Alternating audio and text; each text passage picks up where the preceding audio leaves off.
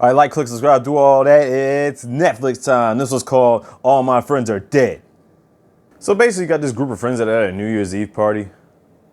They go through a whirlwind of events and expose some secrets, and also break hearts that leads to a shocking outcome. This movie actually came out last year, but just recently popped up on Netflix, about an hour, 36 minutes long. It's a Polish teen horror film. I'm not even going to attempt to read off the cast names and butcher them, so let's just jump right into it. Oh yeah, spoiler alert, I'm giving it all away. So right at the back, you got this detective standing at the door, waiting on the main detective to show up. So right at the back, I'm thinking, damn, these motherfuckers dead already? So the first thing we see is a pizza guy that hung himself. Then they go to the next room and see a bunch of people just laid out, just dead. So right out the back, it's living up to the title of the movie. I won't play the music cues or any of that, but like the way this movie starts off, it gave me Quentin Tarantino vibes. Yeah, I love Quentin Tarantino. It gave me like Desperado vibes as well, but the music is crazy. Anyway. So after the credits finish rolling, they show you the events that happened before this massacre. You got a nice little couple heading to a party. They're escorted by his sister. They're doing it in Malrick's house. Yeah, he's a big part of the story, trust me. Everybody just chilling and shit. This is Philip. He's a big part of it too. Here you have Anastasia and Jordan. Again, huge parts of the story. These guys, these virgins and these chicks, they're fucking hilarious, trust me. This guy Darius is a ladies' man. His girlfriend or ex-girlfriend supposed to come through starting some shit. And you think to yourself, is she gonna be the one to start killing niggas? But nope, not her. This guy comes in with this MILF named Gloria. He loves her, but she's on some friends with benefits type shit. Anastasia believes in horoscopes, the cosmic and metaphorical things in life. Jordan don't give a fuck about that, he just like to rap. This guy and Jordan are cool. See, they're friends or some shit like that.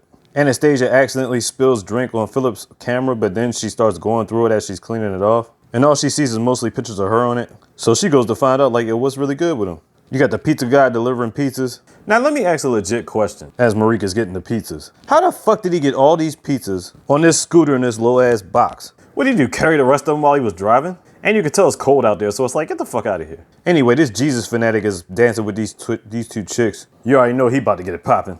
The guy with the green shirt's been texting some chick and the other dude is like, yeah, whatever. But they both been staring at Gloria like they about to get some MILF cheeks. You know what I'm saying? So this guy is striking up a conversation with Derek talking about he's going to marry his girl. Meanwhile, she's talking to his sister talking about there's problems in the bedroom. These problems come to light towards the end of the movie.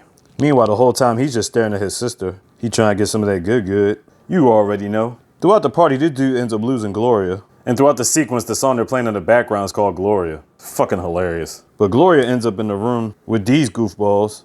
In one scene, she thought she was doing blow, but the dude just said he didn't have nothing. He just gave her like baking soda and sugar and mixed it around. I'm like, what the fuck? But obviously he did that before they got in the room. Meanwhile, Anastasia and Philip are in another room. And this is where the shit jumps off at. These niggas roll up. She starts going through drawers, finds a key, which goes to this red box, which has a gun inside and ammunition. You already know nothing good is about to come from this. Philip is teaching her how to hold a gun as she reaches back to grab on his dick, and you already know what happens from there. Meanwhile, what the fuck is this?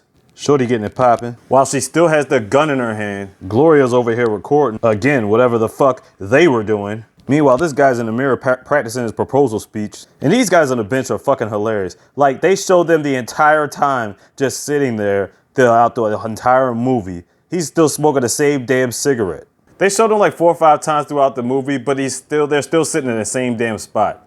All that time passed, the delivery man is still waiting for Marif to come to the door to give him his fucking money for the pizzas. He was just sitting there waiting. It's cold outside, they having a party. You got other deliveries to do. I don't know how he could have any more pizzas left. I mean, he gave him more pizzas than he could actually fit in that fucking box that's on the back of his tricycle. So as Anastasia and Philip were smashing, Marif walks in on him by accident. And she ends up letting off a shot that goes through the door and kills Marif instantly. And this is where shit starts jumping off. Philip's trying to cover it up. That other guy's sister shows up. Anastasia's freaking out. Philip comes up with some bullshit and the sister falls for it. They drag the body in another room. In the closet specifically. The crazy chicks come in there with the Jesus fanatic. About to quote unquote give him the business. Philip and Anastasia hiding under the bed. He's trying to keep Anastasia calm and shit. Some way, somehow, one of the ratchet chicks end up getting the gun. This is also important later on in the movie.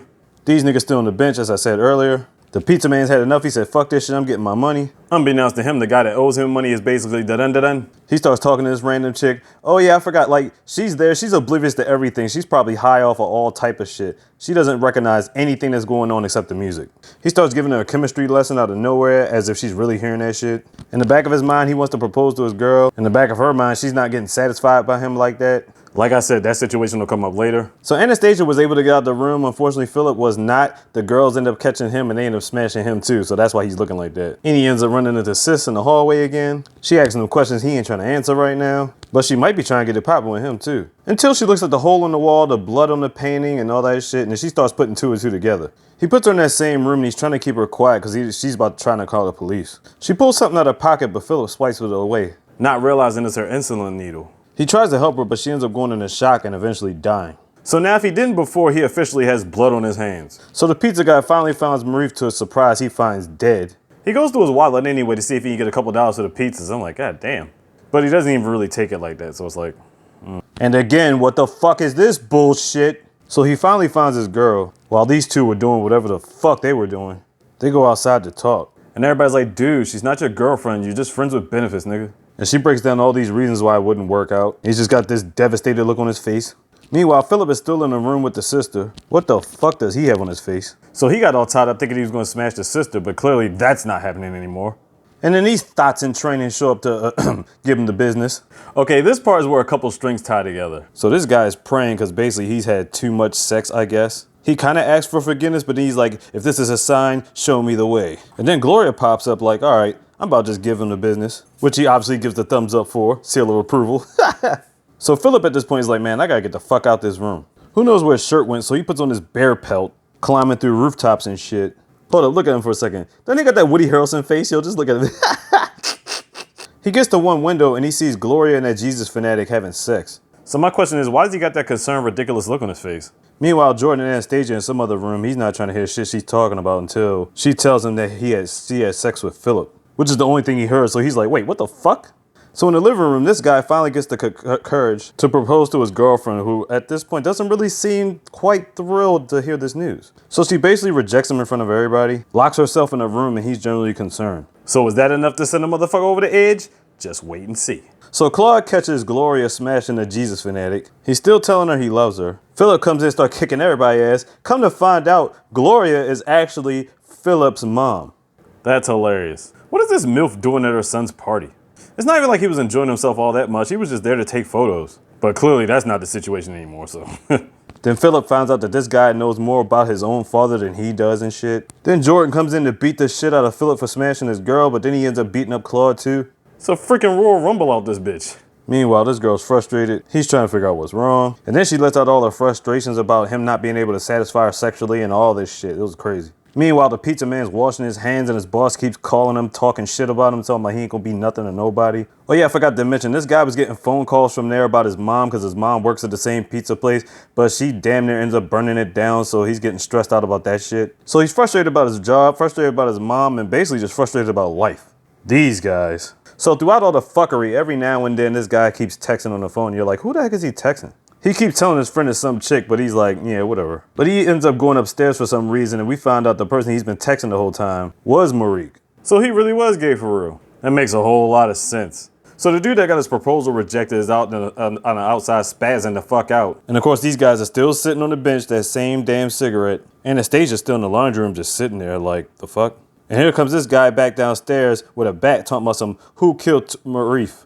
And then these chicks pop back up. He puts two and two together, takes a swing with his bat, and ends up hitting her titty, making her implant plant explode. I was like, what the fuck? The other one jumps on his back and she starts shooting the gun off while she's spinning around. The pizza man hangs himself. This motherfucker used an axe to chop the door down to get to his girl. He doesn't kill her though, he ravishes her and fucks the dog shit out of her. He said he ain't no pussy, he go hard. Meanwhile, the girl's still spinning around on dude letting the gun go off. It's just banging off on everybody. So now a bunch of people get shot, but it's not enough bullets to kill everybody. So how did everybody else die? So Anastasia was washing her clothes in the washing room, right? But the thing overflooded and a bunch of water just got all throughout the house. Now, why is that important? Because after spinning around with this guy on the gun, she finally launches her through a fucking TV. The TV then falls off the wall and it shatters. And because there's water all over the ground, the TV and electricity shocks everybody else that's on the fucking ground. Everybody's getting electrocuted.